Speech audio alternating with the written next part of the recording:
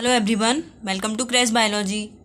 तो आज के लेक्चर में हम कंटिन्यू करेंगे अपने BSc first year first semester की यूनिट 1 का next topic phase contrast microscopy. अभी हमारा टॉपिक चल रहा है माइक्रोस्कोपी, बीएससी फर्स्ट सेमेस्टर की फर्स्ट यूनिट का माइक्रोस्कोपी टॉपिक। हमने इसमें एक लेक्चर देखा जिसमें हमने लाइट माइक्रोस्कोप का एक बेसिक स्ट्रक्चर देखा, किस तरह से होता है, उसमें कौन कौन से लेंसेज होते हैं, क्या मैग्नीफिकेशन होता है, क्या रिजॉल्विंग पावर होता है, लिमिट ऑफ रिजोल्यूशन, ये सारी चीज़ें हम देख चुके हैं। अब हमारे सिलेबस में मेंशन्ड है, हमें लाइट माइक्रोस्कोपी का एक टाइप है फेज कॉन्ट्रास्ट माइक्रोस्कोपी, वो हमें पढ़ना है। तो आज के लेक्चर में हम फेज कॉन्ट्रास्ट माइक्रोस्कोपी ही देखेंगे, उसको हम अच्छे से कंप्लीट करेंगे। तो चलो स्टार्ट करते हैं। Phase contrast microscopy. Phase contrast microscopy is use to study transparent and colourless specimens. तो जैसा कि हम नाम से देख रहे हैं फेज कॉन्ट्रास्ट, मतलब इसमें जो फेजेस हैं, लाइट के फेजेस हैं, वो चेंज होंगे, कॉन्ट्रास्ट होंगे आपस में। उसकी हेल्प से हमें जो स्मॉलर ऑब्जेक्ट होगा वो लार्जर दिखाई देगा। और इसी माइक्रोस्कोपी को यूज किया जाता है किसकी स्टडी में? ट्रांसपेरेंट और कलरलेस स्पेसिमेन। जो स्पेसिमेन होते हैं जिनमें कलर्स नहीं होते हैं और वो ट्रांसपेरेंट होते हैं, उनमें यूज की जाती है फेज कॉन्ट्रास्ट माइक्रोस्कोपी।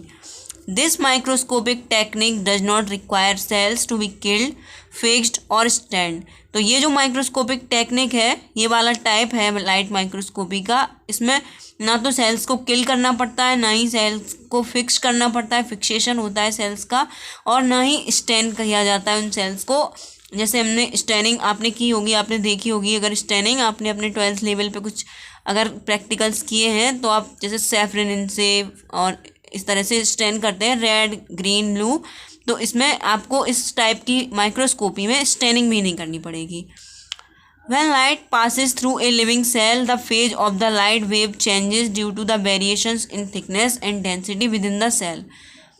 तो इसमें जब लाइट पास होती है किसी भी लिविंग सेल के थ्रू, तो जो लाइट का फेज होता है, तो लाइट वेव्स का फेज चेंज हो जाता है, वेरिएशंस होता है। किसकी वजह से? जो थिकनेस और डेंसिटी होती है सेल में, उसमें जो वेरिएशंस होते हैं, उन चेंजेस की वजह से लाइट वेव्स का फेज चेंज हो जाता है। तो इसके आगे हम देखेंगे, light passing through a relatively thick और dense part of the cell such as nucleus is retarded its phase subsequently is shifted relative to light that has passed through an adjacent thinner region of the cytoplasm. तो इसमें जब light pass करती है किसी भी thick या dense part से cell के, जैसे न्यूक्लियस वो थिक पार्ट है उसका, तो इसका फेज रिटार्ड कर जाता है और शिफ्ट हो जाता है, जैसे जो नॉर्मल साइटोप्लाज्म का जो फेज है, थिनर फेज, उसमें चेंज हो जाता है।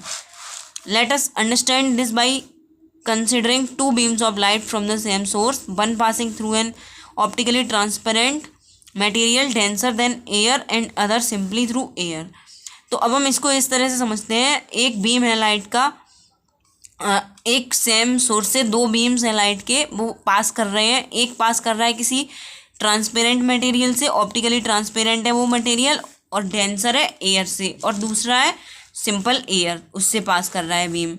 When one beam of light passes through optically transparent material, its speed decreases and magnitude of change depends on both the density as determined by the refractive index and thickness of the material। तो जब एक beam पास करता है light का optically transparent material से, तो उसकी speed decrease कर जाती है, और उस डिक्रीजमेंट का जो मैग्नीट्यूड होता है वो किस पे डिपेंड करता है? वो डिपेंड करता है डेंसिटी, जो कि रिफ्रैक्टिव इंडेक्स डिटरमाइन करती है, और मटेरियल की थिकनेस पे। The speed of second beam of light passing through the air remain unchanged. तो जो सेकेंड बीम होता है लाइट का, उससे जो पास हो रही है लाइट सेकेंड वाले जो स्पेसिमेन से, वो सेम रहता है जो कि एयर से पास हो रही थी। Hence these beams of light which was in phase are now out of phase, this difference is referred to as phase difference.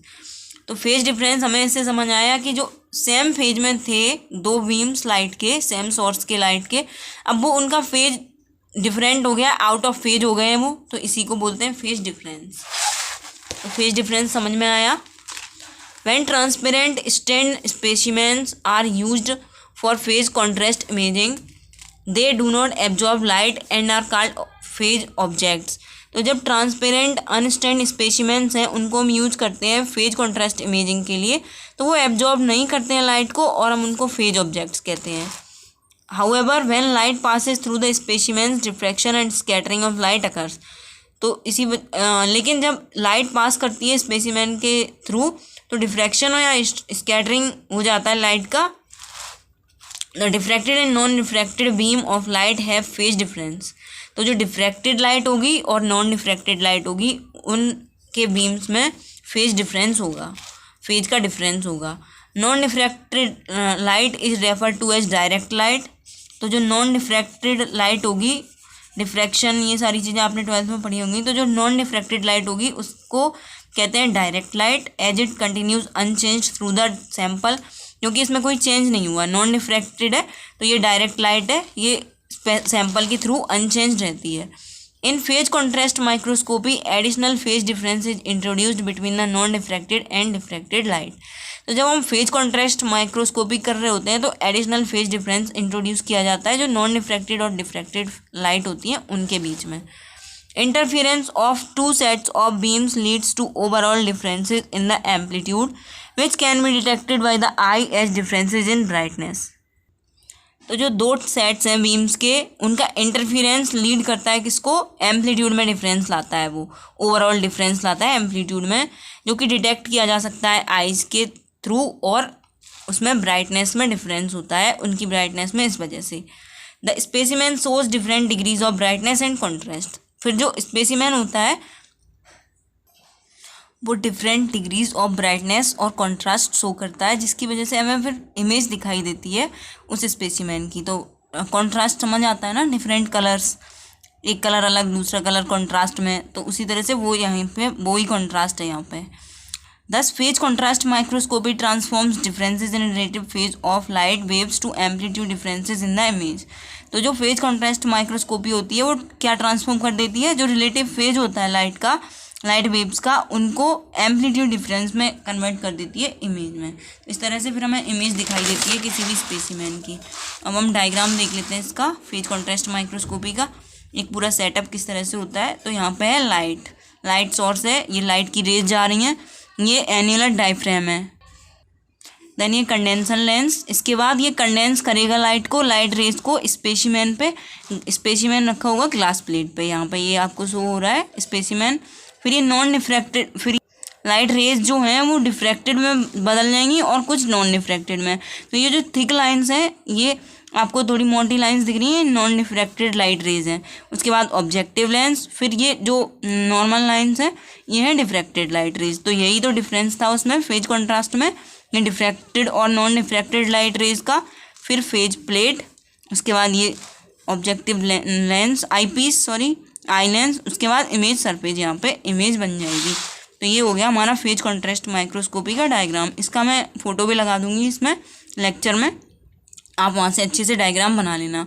तो उम्मीद करती हूँ आपको समझ आ गया होगा पूरा लेक्चर फेज कॉन्ट्रास्ट माइक्रोस्कोपी से रिलेटेड। इसका डायग्राम भी बनाना और पूरा इसका प्रिंसिपल भी लिख के आना एग्जाम में, बहुत इंपॉर्टेंट टॉपिक है।